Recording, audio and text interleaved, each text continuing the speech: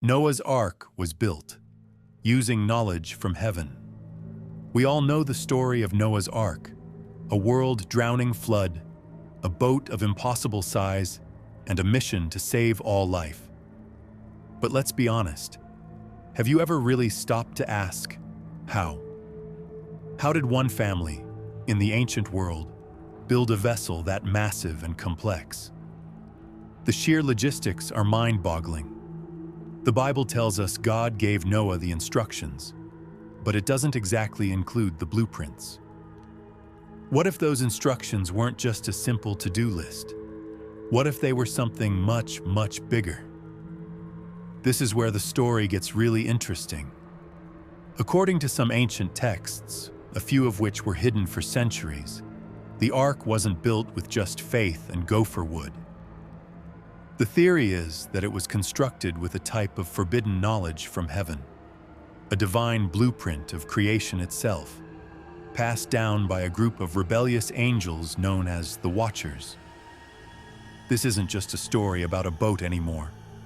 This is a story about divine technology, a cosmic quarantine, and the secrets of the universe, supposedly encoded into the very structure of the ark. Section 1. The Impossible Ark.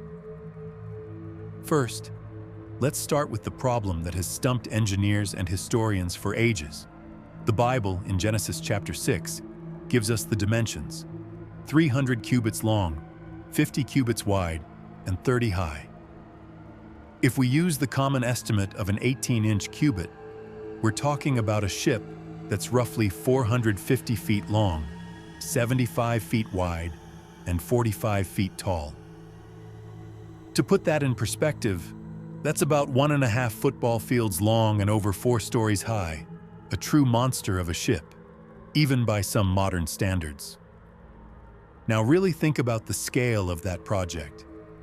You'd have to source and haul tens of thousands of giant timbers, shape them with ancient tools, and join them all so perfectly that the vessel is watertight against a global flood. And that's before you even get to the inside. 3 decks, countless rooms, and the challenge of keeping thousands of animal species alive for almost a year. From a mainstream physics perspective, this presents a huge problem. For many, the story is simply an allegory.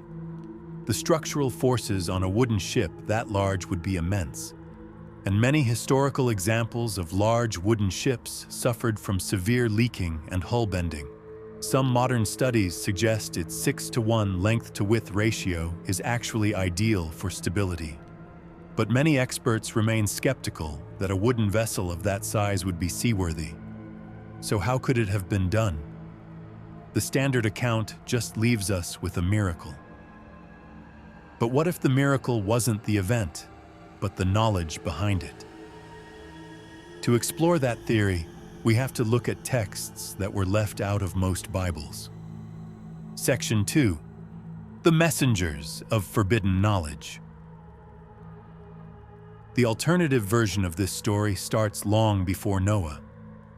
In Genesis 6, there's a short, strange passage about the sons of God, who took human wives and had children who became the Nephilim, the mighty men of old. For most, it's just a weird footnote, but a fascinating and influential ancient Jewish text, the Book of Enoch, blows this story wide open. Though it isn't part of the biblical canon for most Jewish and Christian traditions today, the Book of Enoch was known and read in the ancient world. It's even directly quoted in the New Testament's Epistle of Jude. It tells us exactly who these sons of God were: a group of 200 elite angels called the Watchers. They were sent from heaven to watch over humanity, but their mission went completely off the rails.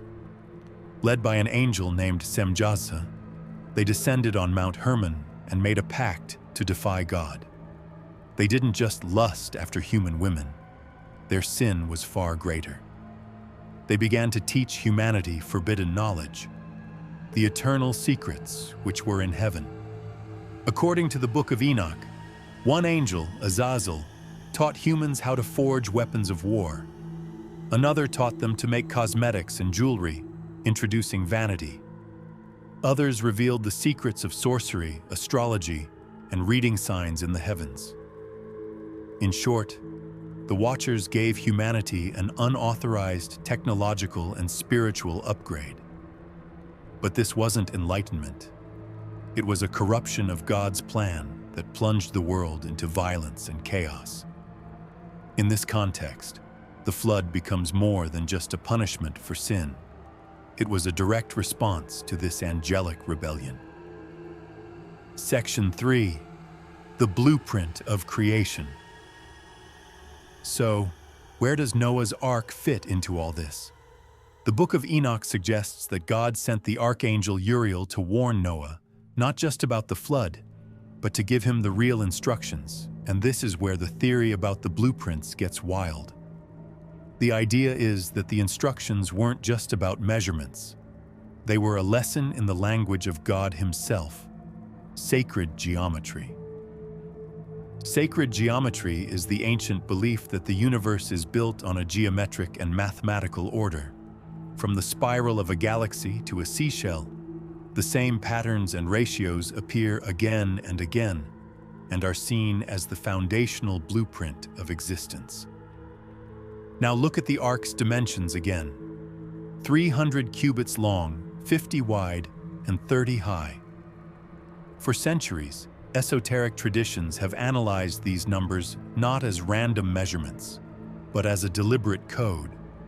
Some proponents of this theory point to the Ark's width-to-height ratio, 50:30, which simplifies to 5:3, which gives you 1.666. They argue this is a close approximation of the famous golden ratio, phi, which is about 1.618, a number considered a cornerstone of sacred geometry. While mathematically it's not a perfect match, some researchers find the similarity too significant to be a coincidence. On top of that, there's a controversial theory that the Ark wasn't the rectangular box we imagine. After advanced imaging of the Dead Sea Scrolls, some researchers claim to have deciphered a previously illegible word that suggests the Ark's roof was gathered to a point, implying a pyramid-like shape. This is a speculative interpretation and not a scholarly consensus, but it's significant because the pyramid has long been a symbol of divine order. The Ark then stops being just a boat and becomes a floating model of divine harmony, built not with guesswork, but with the geometric principles that hold the universe together. Later Jewish mystical tradition adds another layer. Legends speak of a text called the Sefer Raziel HaMalach, or the Book of Raziel the Angel. According to these legends, this book of heavenly secrets was given to Adam, passed down through generations, and eventually reached Noah, who used its divine wisdom to construct the Ark. This idea that ancient structures might hold a hidden layer of divine knowledge is a powerful one, and it reframes how we look at the ancient world. If you find these hidden histories as fascinating as I do, and you want to keep exploring the secrets buried in our past, take a second to subscribe and hit that notification bell so you don't miss our next investigation. Section 4. Wiping the slate clean. If you view the Ark as a vessel of divine order, built with sanctioned heavenly knowledge, the whole purpose of the Great Flood changes. In the context of the Book of Enoch, the flood wasn't just a punishment for human sin, it was more like a planetary quarantine. The forbidden knowledge from the Watchers had corrupted everything. It led to war, violence, and spiritual decay. Their children, the Nephilim, were a race of giants who terrorized humanity. The very fabric of creation had been compromised. The flood, therefore, was a hard reset. It was meant to wash away not just the sinners, but the influence of the Watchers' technology and their unnatural offspring. And right in the middle of this cosmic cleansing, the Ark stands as the ultimate symbol of preservation. It wasn't just saving animals, It was preserving the original, uncorrupted blueprint for life. Built with pure, sanctioned knowledge from God, the sacred geometry of the cosmos. The Ark was a self-contained world of divine order, floating on the waters of chaos. It was the complete opposite of the corruption that had infected the world.